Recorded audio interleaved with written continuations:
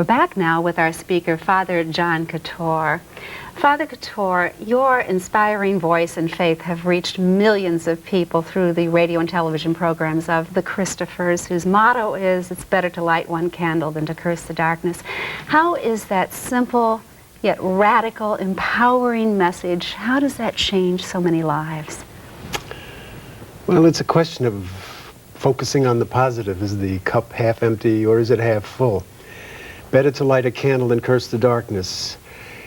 You know, there's so much bad stuff out there in the world. We could spend a lot of time denouncing it and being preoccupied with it, but at the Christophers we had an award program where we tried to affirm the good things that are being done in radio and television, the movies. And so it's a question of focus. How much energy do you have? I think with what you've got, the best thing to do is to try to stay positive. In the awards program, Joan Gans Cooney, the founder of Sesame Street, has shared something special with you, that it was the Christophers' message that really led her to her career. It's true, yes. She was a student in Arizona, and she was inspired by Father Keller, the founder of the Christophers, with this motto, better to light a candle. She wanted to do something to make this a better world, as all young people do.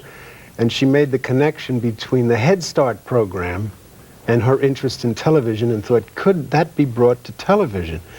And she got PBS, I think, to take an interest in it, and they began with her, but it didn't go too far until the Muppets got involved, and then it became what it is today. Now, in your earlier message on joy, Father Catoir, you begin with the wonderful image that the gift of joy blossoms from a compassionate heart. Yeah. And I guess there are many people who would say, though, where is the joy in the pain and suffering of the human condition? And I guess I have to ask you, did you find that kind of joy when you were marching in Selma during the Civil Rights Movement, or when you were sleeping with the homeless and in New York train stations? It's funny that you should mention that particular thing. I would say in the most unexpected way. We were, a group of us had started a march, and the rednecks had come to close us off. They had clubs, and it was a very dangerous, precarious moment. They weren't going to let us out of the compound, and we were really close to being threatened. Actually, they had no interest in hurting us. They just wanted to stop us, but we didn't know what would happen. And I can't tell you, at that moment of intense fear, I had an exhilaration.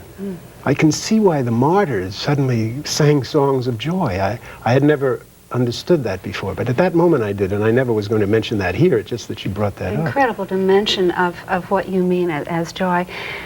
There's no joy in seeing suffering. I don't mean to say that can be transferred into joy, but there is great joy in being another Christ to bring healing. But in a sense of the Christ Sermon on the Mount, that blessed are those who thirst for hunger and justice, and joy in that. Have to ask you about your distinguished career in Catholic communications. You've been the recipient of numerous awards, the prestigious St. Francis de Sales Award for excellence. Go ahead, you want to make the question? No, you go ahead. I was going to say, you know, I've become very famous. A lady came up to me and said, I know you, you're Father, I said, Father Catoir, and she said, no. I said, right. But I am. All right. But you are now, even in your retirement, busier than ever with St. Jude Media Ministry. Tell us about that. Well, it's a radio ministry. I broadcast between 12 and 6 a.m., in the middle of the night, on Westwood One Radio Network, and it's a very simple message. It's a radio spot, actually. Are you feeling down, brokenhearted, sorry, sad, spiritually dry? Don't be discouraged. You're a good person, and the Lord loves you very much. Maybe it's time to come back to the Lord and let him minister to you.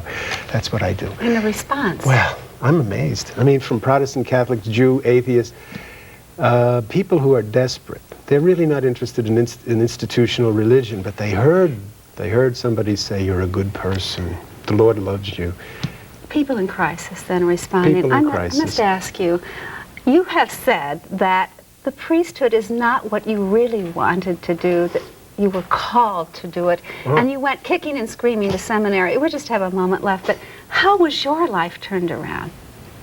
I was in the Army when the idea of the priesthood kind of overwhelmed me. I was interested in getting married and making money and being rich and all of that. But somewhere along the line, I found a deep hunger to do something more. It was a terrible price to pay. Celibacy is a terrible price to pay. But that was the way it was laid out for us Catholics. You know, if you wanted to be a priest, that's what it cost. It still is a heavy price to pay, but I never regret it. I'm glad I did it. Well, it's said that you have achieved a level of art in communication that commands the respect of millions of people. Thanks so much for sharing with us today, Father John Catoir. Pleasure and an honor.